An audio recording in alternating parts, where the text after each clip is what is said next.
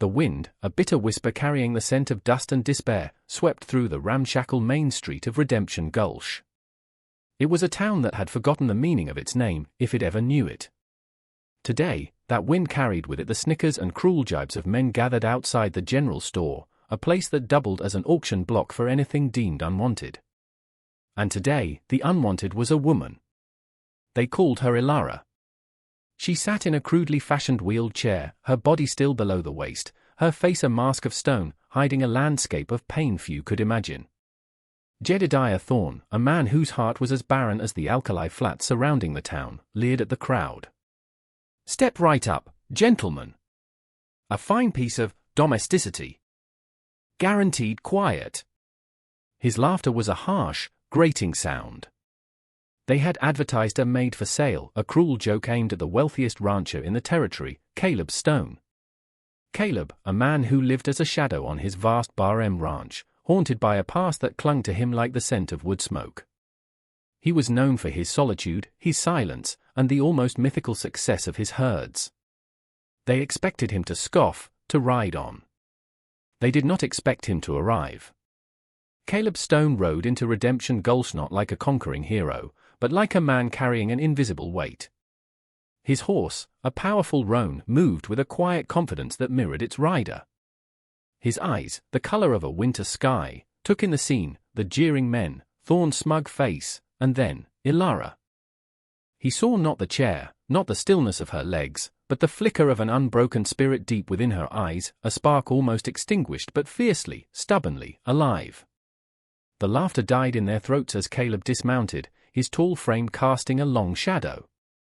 He walked towards Ilara, his gaze never leaving hers.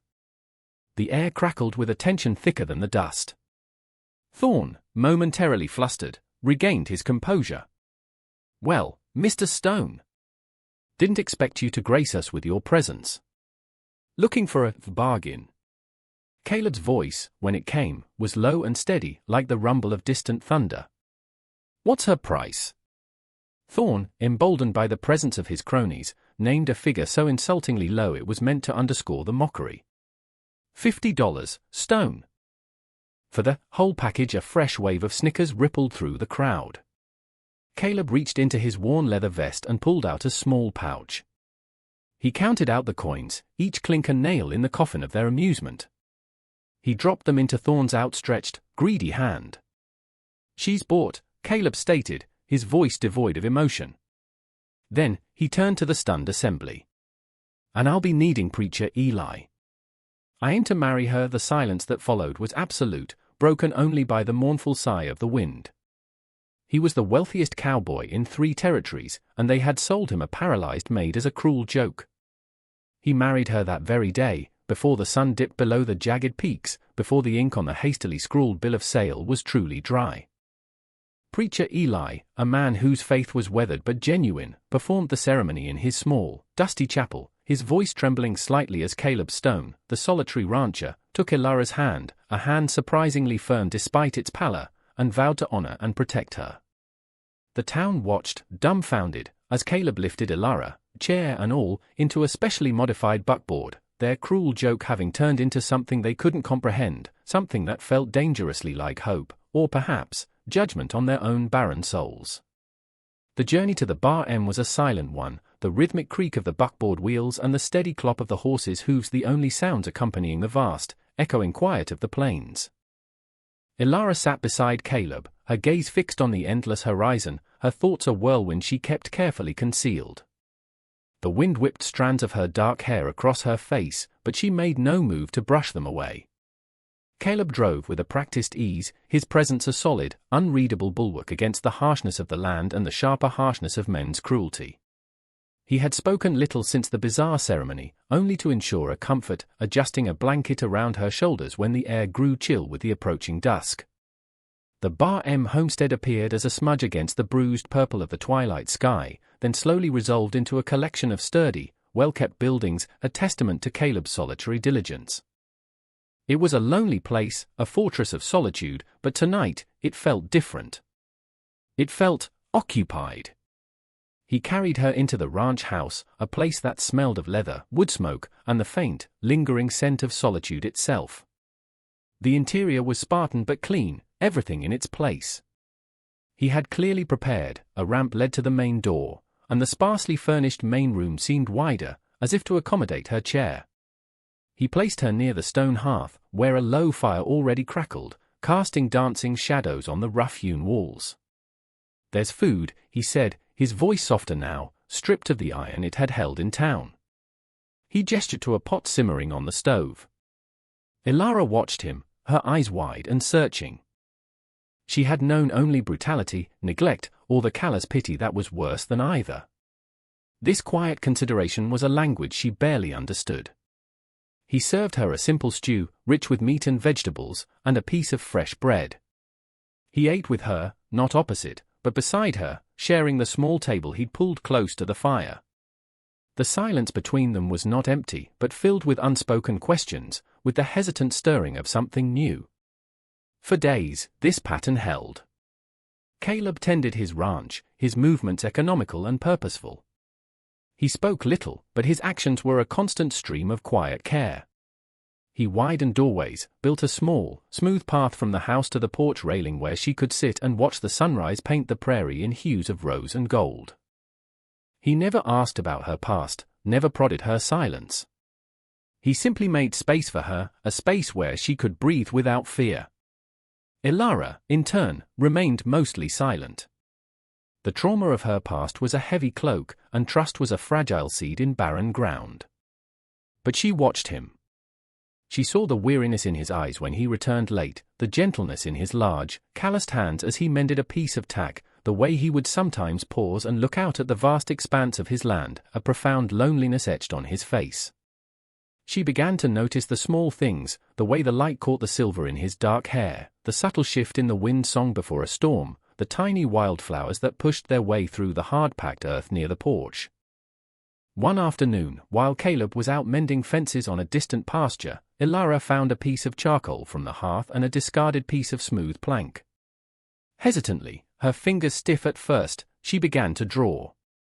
She drew the wildflowers, the distant mountains, the way the clouds gathered before the rain. It was a small act, a whisper of self in the vast silence, but it was a beginning. The lines were uncertain, yet they held a raw, honest beauty. When Caleb returned, he saw the drawings. He said nothing, but the next day, a small tin of proper drawing charcoals and a few sheets of smooth paper appeared on the table beside her chair. He hadn't asked. He had simply seen. And in that seeing, a tiny fissure appeared in the wall around Elara's heart. The prairie wind still blew, but now, it sometimes carried not just dust, but the scent of wood smoke from a shared hearth, and the faintest melody of two solitary souls beginning to find a fragile rhythm in the vast, imposing quiet of the Bar M. The uneasy peace of the Bar M could not last, for the malice of Redemption Gulch had long roots. Jedediah Thorne and his ilk festered with resentment. Caleb Stone, the wealthy enigma, had not only defied their cruel sport but had, in their eyes, elevated the worthless, making a mockery of their judgment. Whispers slithered through the town like sidewinders, that Caleb was mad, that Elara was a witch who had ensnared him, that the Bar M was cursed. These whispers, fueled by envy and ignorance, soon curdled into active malice. It began subtly. A section of fence mysteriously cut, allowing a prized bull to wander. A well deliberately fouled with a dead animal. Caleb repaired the damage with grim determination, his silence a wall against their unseen aggression. He knew who was responsible, but proof was as elusive as smoke. Elara, confined mostly to the house and porch, felt the shift in the air, a tension that vibrated even through the thick log walls. Her senses, sharpened by her immobility and her past experiences of needing to anticipate danger, became her eyes and ears beyond the immediate. She noticed the way the ranch hands Caleb occasionally hired, trusted men from distant, more reputable communities, would look towards the direction of Redemption Gulch with unease, their conversations hushed when Caleb was near. She saw the new tightness around Caleb's jaw, the way his hand strayed more often to the Colt Peacemaker holstered at his hip. One evening, as a storm gathered on the horizon, mirroring the turmoil in their lives, Caleb found Elara on the porch, her gaze fixed on the darkening plains. He had brought her a cup of warm broth. She accepted it, her fingers brushing his for a fleeting moment. The contact was brief, yet it sent a jolt through them both, a spark of warmth against the encroaching cold. "They won't stop," she said, her voice raspy from disuse, yet clear and firm. It was one of the first full sentences she had volunteered. Caleb looked at her, surprised by the directness, the certainty in her tone. "I know," he replied, his voice heavy. "They think you weak," she continued, her eyes, dark and deep, meeting his. "They think because I cannot walk, I cannot see. Cannot understand," a flicker of something fierce ignited in her gaze. "They are fools." Caleb felt a strange sense of pride, of connection. She saw it too. She understood. He had known her resilience was there, a deep-buried root, but to hear it voiced, to see it flash in her eyes, strengthened his own resolve. He merely nodded, a silent acknowledgement of her perception, of her strength. A few days later, Thorn and two of his cronies, emboldened by drink and their own festering hatred, rode out towards the Bar M. They didn't intend a direct confrontation yet, just a bit more persuasion, perhaps to lame a few horses, or set a small fire in an outlying shed. They moved under the cover of a moonless night, their whispers and rough laughter swallowed by the vast darkness. But Ilara, unable to sleep, was by the window, the drawing charcoal still in her hand. The moon, though hidden, cast just enough faint ambient light to silhouette movement against the slightly less black horizon. Her breath caught. She had seen it, the subtle shift of shadows where no shadows should be, the unnatural rhythm of movement far out by the corrals. She couldn't call out. Caleb was asleep in his small room at the other end of the house, exhausted from a long day. Panic threatened to engulf her, but then, the ingrained instinct of survival, the fierce will that had kept her alive through unimaginable horrors, took over. Her mind raced. She looked at the small bell Caleb had rigged for her to summon him if she needed anything during the day. It was too small, too quiet for this. Her eyes fell upon the heavy iron poker resting by the hearth. With a surge of adrenaline, her arms, strong from maneuvering her chair, reached out. She gripped it, then, with all her might, began to strike it against the stone flagging of the hearth. Clang! Clang! Clang! The harsh, metallic sound shattered the night stillness, an alarm bell forged of desperation and courage. Caleb was jolted awake by the discordant clang, his hand instinctively reaching for his Colt before his eyes were fully open. The sound was urgent, desperate. He was out of his room in an instant, his heart pounding. He saw Ilara, her face pale but resolute in the dim light filtering from the dying embers, the heavy poker in her hand, striking the stone. "Outsiders," she said, her voice tight but controlled, nodding towards the window. By the corrals he didn't question her. He had learned to trust her instincts, her unnerving perception. He peered through the window, his eyes scanning the darkness. For a moment, he saw nothing but the familiar shapes of his ranch. Then, a flicker of movement, a hushed curse carried on the night wind. Thorn and his men. Rage, cold and hard, settled in Caleb's chest. He checked his revolver, then grabbed his rifle from its pegs by the door. "Stay here. Bar the door," he commanded, his voice low and dangerous. Ilara nodded, her eyes fixed on his, a silent communication of fear, and an unwavering trust that resonated deep within him. He slipped out into the darkness, moving with the silence of a predator. The element of surprise was lost, thanks to Ilara, but Thorn and his men were still disorganized, startled by the unexpected alarm. Caleb used the shadows, the familiar layout of his ranch, to his advantage. A warning shot ripped through the night, splintering wood near Thorn's head. "Thorn!" Caleb's voice cut through the darkness, amplified by the stillness. "You and your curs ain't welcome on the Bar M. Leave now, or be carried out." Thorn, momentarily terrified, recovered his bravado. "Stone! You can't hide in there forever with your crippled witch. We just came for what's ours." One of Thorn's men, emboldened by numbers, fired blindly towards the house. The bullet thudded harmlessly into a log wall. Inside, Ilara flinched but held her ground. Her inability to flee physically was a terror, but it was overshadowed by a fierce protectiveness for this place, for Caleb, the only man who had ever shown her true kindness. She gripped the poker, her only weapon, her knuckles white. The confrontation escalated. Gun flashes lit the yard in brief, stark illuminations. Caleb was a skilled marksman, accurate and controlled, aiming to wound, to drive them off, not to kill. He winged one of Thorne's men in the arm, eliciting a howl of pain. The man dropped his rifle and scrambled back. Thorne, seeing his advantage dwindling, grew desperate. He spotted a lantern hanging near the barn, filled with kerosene. A wicked idea formed in his drink-addled brain. "Burn him out," he roared, lunging for the lantern. But Caleb had anticipated a desperate move. He fired again, this time his bullet shattering the lantern just as Thorne reached it, sending glass and unlit kerosene splashing harmlessly onto the dirt.